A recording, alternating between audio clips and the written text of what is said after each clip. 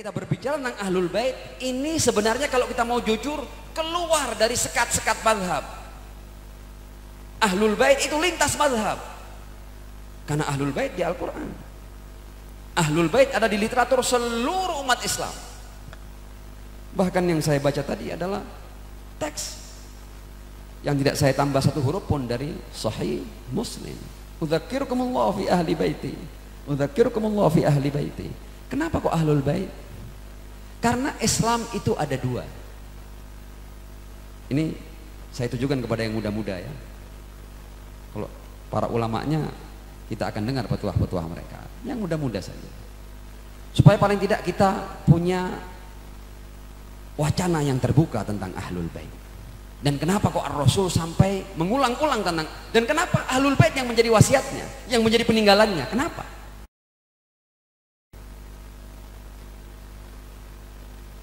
Pertama, saya akan berbicara tentang 4 pilar dalam Islam. Islam itu mempunyai 4 pilar dan semuanya suci. Islam punya 4 pilar dan silakan kalau Anda menemukan pilar yang kelima silakan. Tapi saya hanya menemukan 4 pilar suci dalam Islam. Yang pertama, Tuhan yang Maha Suci. Yang kedua, Nabi yang suci, Muhammad Rasulullah Shallallahu Alaihi Wasallam. Yang ketiga, kitab yang suci, Al-Quran. Yang keempat, Ahlul Bait yang suci. Kita tidak mengenal hal lain di Al-Quran yang Allah sebutkan suci selain 4 ini. Allah yang Maha Suci, Nabi yang suci, Al-Quran yang suci, Ahlul Bait yang suci. Ini 4 pilar kesucian. Tidak ada yang lain. Jadi sebenarnya kenapa Ar-Rasul kemudian mengatakan udzakirukumullah fi ahli baiti? Karena Ahlul Bait ini adalah padanan Al-Quran. Kalau dalam qasidah-qasidah yang sering dibaca oleh Jam'iyah Nahdlatul Ulama ya, qasidahnya Al-Habib Abdullah Al-Haddad itu, Ahlul Baitil Mustafa Tuhuri, keluarga Rasul yang suci. Hum amanul ardi faddakir. Ini bukan manusia-manusia biasa. Ini wujud mereka itu pengaman bumi. Kalau saya mau berbicara tentang mereka adalah pengaman bumi, satu majelis sendiri tidak cukup. Waktu satu kali ceramah untuk kita berbicara tentang makna kenapa kok sampai Ahlul Bait dikatakan hum amanul ardi faddakir, pengaman bumi. Bukan manusia-manusia biasa. Tentu ini juga karena ini majelis ilmu yang diwariskan oleh almarhum Al-Habib Abdul Qadir bin Abu Bakar Bafaqi, kita saatnya untuk kita terus terang. Beda antara Ahlul Bait yang suci dan dzurriyyah. Saya harus terus terang di sini. Walaupun saya seorang Habib, walaupun saya seorang dzurriyyah, tapi ini supaya tidak rancu. Banyak orang yang rancu siapa Ahlul Bait dan siapa dzurriyyah. Kadang-kadang dzurriyyah kadang-kadang mengaku dirinya sebagai Ahlul Bait. Ahlul Bait itu cirinya di Al-Quran, ayat yang dibaca di tahlil-tahlil itu berbunyi seperti ini, innama yuridullah liyudhiba ankumur rijsa ahlal bait wa yutahhirakum tathira.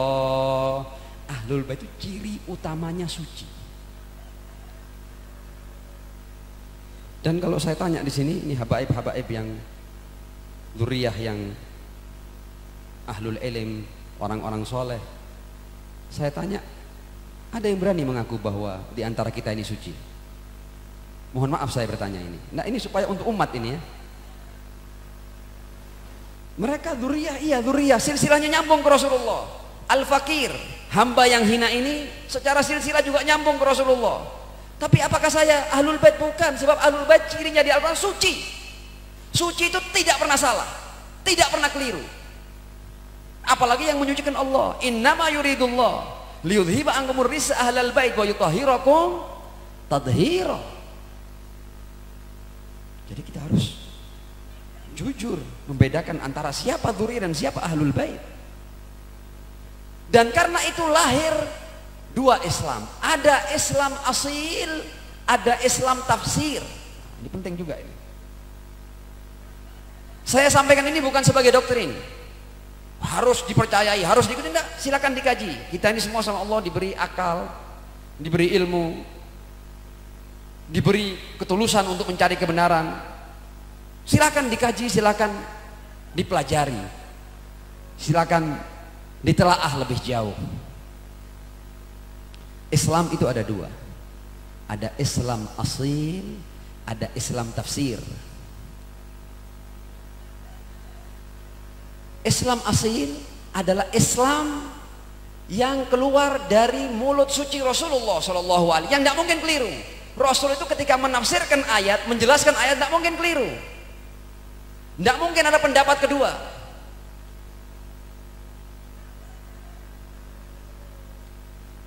Kenapa Rasul berpesan kepada ahlul bait? Karena ahlul bait suci, tidak mungkin keliru. Maka ahlul bait ketika menjelaskan Islam, penjelasannya sama seperti Ar-Rasul Shallallahu Alaihi Wasallam, tidak mungkin keliru. Bukan makomnya ya, makomnya Ar-Rasul jauh lebih tinggi daripada ahlul bait. Tapi karena mereka suci, penjelasan mereka seperti penjelasan Ar-Rasul Shallallahu Alaihi Wasallam. Karena itu Islam yang dari Ar-Rasul, yang dari ahlul bait itu asil, tidak bercampur dengan pendapat-pendapat yang keliru.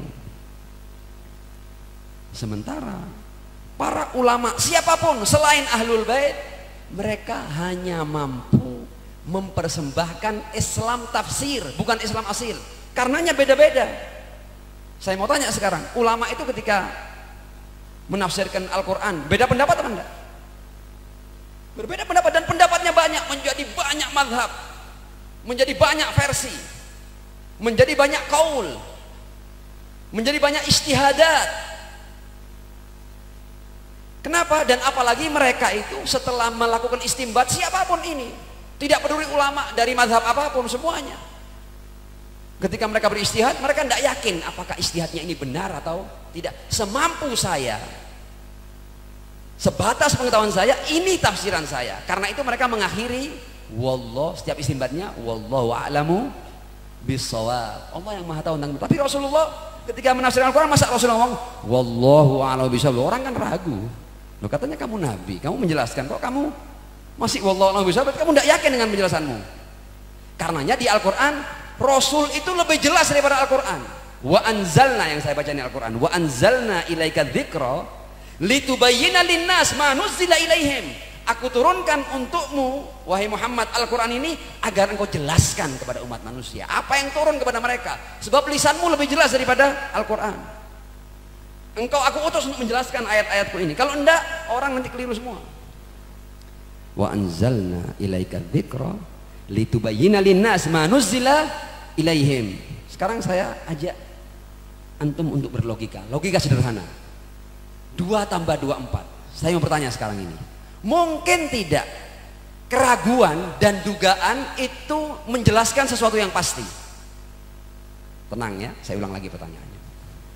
Mungkin tidak, mungkin tidak sesuatu yang bersifat dugaan dan masih ragu-ragu, mungkin iya, mungkin tidak, mungkin benar, mungkin tidak benar. Mungkinkah sesuatu yang bersifat duga-duga, atau kalau dalam bahasa fuqaha, hal-hal yang masih bersifat dhanniyah, mungkinkah hal-hal yang dhanniyah ini menjelaskan sesuatu yang bersifat qat'iyah? Mungkin?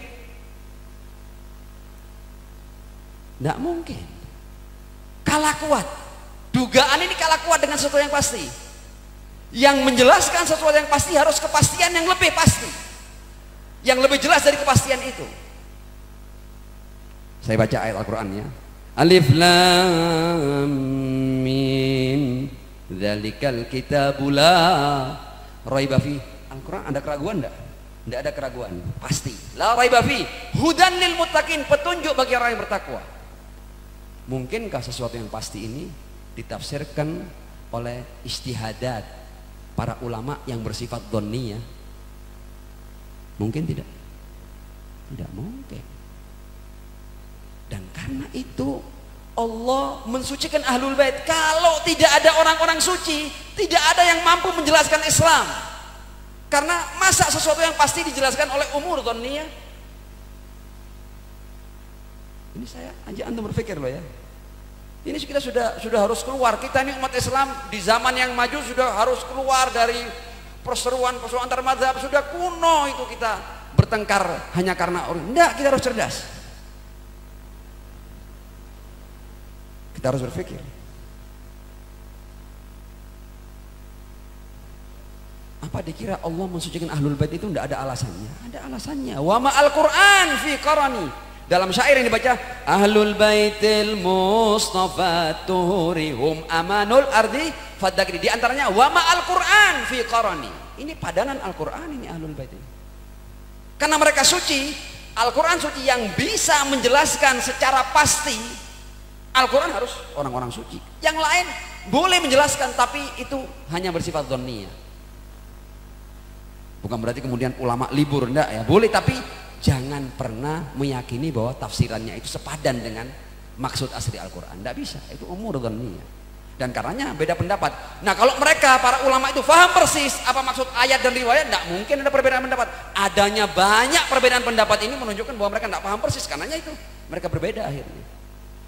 Sahih am la ada. Dan disitulah letak penting Ahlul Bait.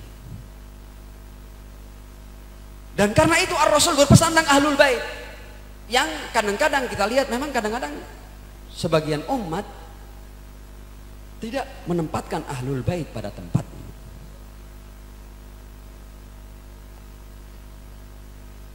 Kita akan kaitkan pembahasan ini dengan Fatimah Zahra alaihissalam. Fatimah Zahra alaihissalam sebagai bagian dari Ahlul Bait adalah pasti kesepakatan seluruh muslimin dari semua madhab dan kelompok. Saya mau tanya sekarang, ada yang pernah berziarah ke makam putri Rasulullah Shallallahu Alaihi Wasallam ini, tahu di mana makamnya? Ini penting loh ya. Ketika Sayyidah Fatimah alaihissalam itu berpesan kepada suaminya Ali bin Abi Thalib alaihissalam untuk dimakamkan secara sembunyi-sembunyi. Ini sebenarnya untuk memberikan tes kepada umat. Umat ini mencari enggak makamku? Umat ini bertanya-tanya enggak tentang makamku? Merasa perlu tahu enggak tentang di mana makamku? Dan kalau kita lihat di kalangan muslimin, gaungnya belum seperti yang diinginkan. Harusnya ketika muslimin paham bahwa salah satu dari Ahlul Bait adalah Sayyidah Fatimah Az-Zahra dan mereka tidak tahu di mana makamnya, harusnya semuanya bertanya dong. Menjadi isu harusnya, menjadi trending topik harusnya. Ketika ini tidak menjadi trending topik dan tidak bertanya, ini tanda bahwa umat masih belum menganggap penting pesan agung Rasulullah Shallallahu Alaihi Wasallam. Tidak ada yang tanya kita. Kita ziarah kemana-mana, tidak ada yang tanya, tidak jadi trending topik, tidak ada yang tanya. Di mana ya makam putri Rasul Sayyidah Fatimah? Di mana ya? Kita makam Rasulullah tahu, makam fulan tahu, makam ini tahu, makam istri-istri Nabi tahu kita. Di mana makam Sayyidah Fatimah? Tidak ada yang bertanya. Padahal dia adalah bagian inti dari Ahlul Bait. Bukan hanya bagian inti yang sudah masuk dalam kultur kita. Kultur kita itu kultur muslimin di Indonesia, khususnya Jam'iyah Nahdlatul Ulama punya Ajyajulimo li khamsatun utfi biha harral wabail hatimah al-Mustafa wal Murtada wabnahuma wa Fatimah. Ini pengaman bumi, pengaman dari bencana. Masuk dalam kulturnya, tapi cuma dipakai untuk urusan penyelamatan. Kita tidak pernah tanya di mana makamnya. Dan ketika kita tidak, apalagi masyarakat kita ini adalah masyarakat yang paling takzim dengan para ulama, dengan kuburnya. Semuanya ahli ziarah. Semua ahli ziarah kita ini, betul tidak? Tapi kenapa kita tidak bertanya di mana makam Sayyidah Fatimah Az-Zahra alaihissalam? Ada apa ini?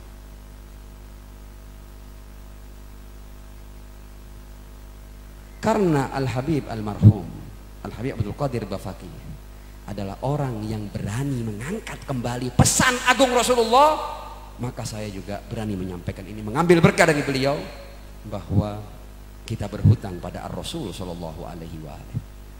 Kenapa kita yang ahli ziarah kita tidak pernah bertanya-tanya di mana makam Sayyidah Fatimah Az-Zahra? Padahal dia adalah bagian inti dari ahlul kisah.